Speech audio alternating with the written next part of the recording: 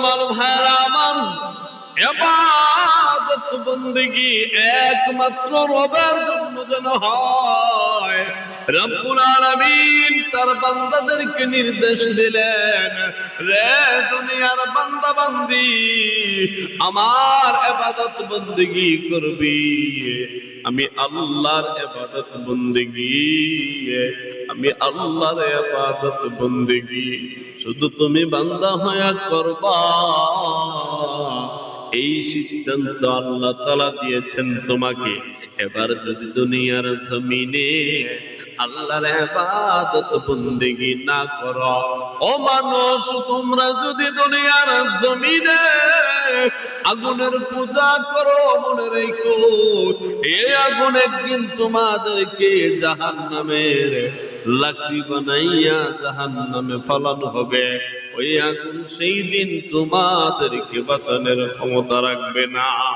ও মুসলমান, আজকে যারা দুনিয়ার জমিনে মুসলমান হওয়ার পরেও ইমানের উপর অটল নাই, আমলের কোনো খবর নাই, ও মুসলমান, তুমি কি চিন্তা করছো আল্লাহ তোমাকে সৃষ্টি করছে এমনি এমনি তোমাকে জান্নাতে পৌঁছায় দিবে না?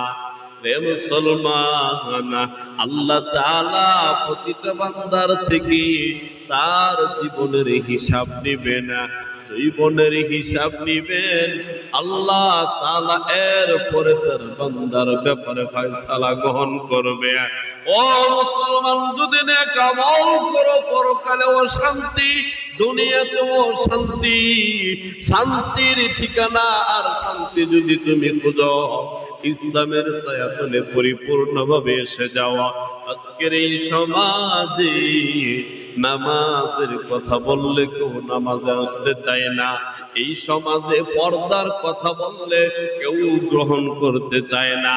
আরে মুসলমান ভাইয়ারা আমার, প্রতিটা জিনিসের পর্দা আছে।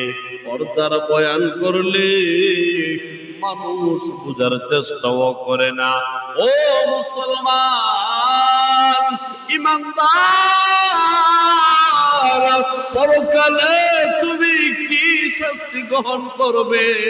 দুনিয়ার জমিনে যদি পর্দা না করো, নবীজি মেরাজের রজনীতে, আল্লাহর নবী মেরাজের রজনীতে জাহান্নাম দেখে আসছেন।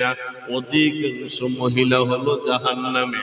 আল্লাহর নবী জিজ্ঞাসা করলেন, জিবরাইল, জাহান্নামে অধিকাংশ মহিলা কেন? নবীজি কে জিবরাইল জানাইয়া দিলেন, নবী গো, বেপরদার কারণে অধিকাংশ মহিলা জাহান্নামে যাবে।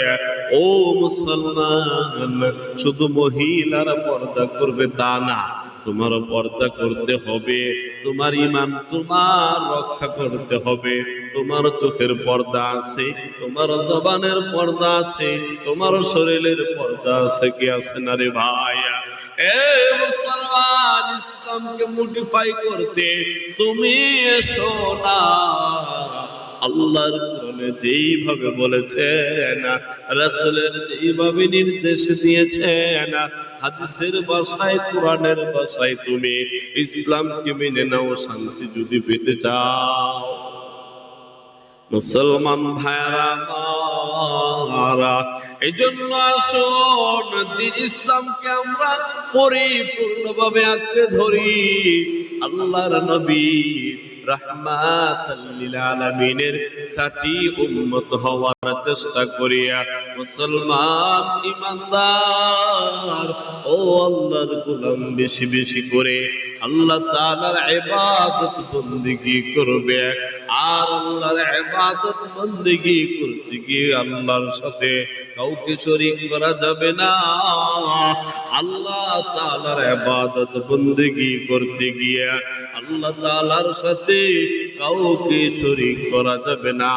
ও মুসলমান ভাইরা আমার, এজন্য শুন, শিরিক মুক্ত ইবাদত করি। শিরিক মুক্ত ইবাদত করতে পারলে দুনিয়াতেও তুমি সফল কাম হবে, দুনিয়াতেও সুখ শান্তি তোমাকে আল্লাহ তাআলা দান করবে, পরকালেও বিনা হিসাবে জান্নাতে যেতে পারবে। ও মুসলমান, যদি জাহান্নাম থেকে তুমি বাঁচতে চাও, তোমার মা যেন পর্দা করে, তোমার বোন যেন পর্দা করে, তোমার বোন যেন পর্দা করে। ওরে মুসলমান, তোমার অধীনস্থ যারা আছে এ মুসলমান, তারা যেন পর্দা করে। বিনা পর্দার কারণে, বেপর্দার কারণে তুমি জাহান্নামে যেতে হবে।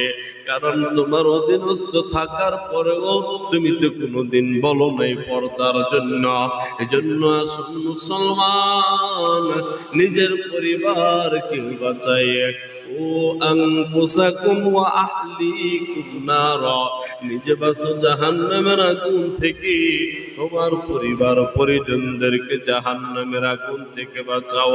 আল্লাহ আমাদেরকে তৌফিক দান করুক, আমিন।